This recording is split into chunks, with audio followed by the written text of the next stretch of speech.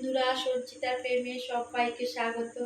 আজ আমি নতুন রেসিপি নিয়ে হাজির হয়েছি। চিড়ে মশলা সকালে বা টিফিনে বাড়িতে বানিয়ে ফেলতে পারে। চিড়ে নিয়েছি অল্প করে, বাদাম নিয়েছি,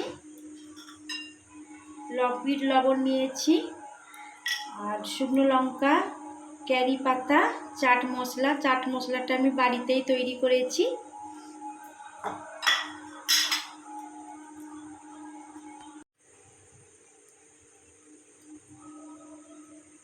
অল্প করে তেল দিয়ে দিলাম।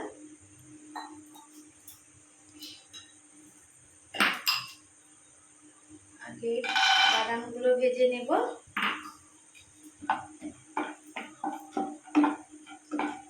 এরকম একটা ছাঁকনির সাহায্যে সব বাদামগুলো এরকম করে তুলে নেব।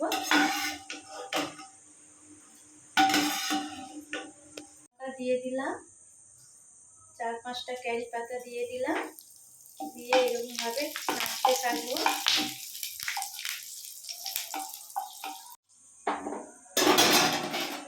এরকম করে ভেজে নিলাম।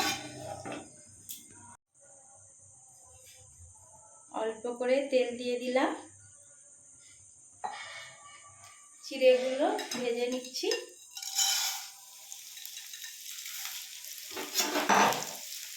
এরকম করে ভেজে নেব।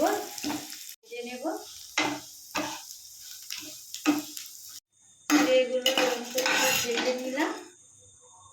এরকম করে এক এক করে তুলে নিচ্ছি। হ্যালো বন্ধুরা, চিড়েগুলো ভালো করে ভেজে নিয়েছি।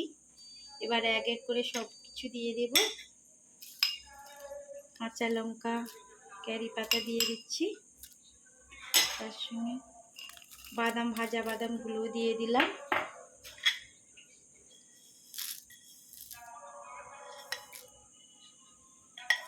ঝুরি ভাজাগুলো দিয়ে দিচ্ছি। বিট নুন দিয়ে দেব। চাট মশলা 1 চামচ দিয়ে দিলাম, দিয়ে সুন্দর করে মাখবো।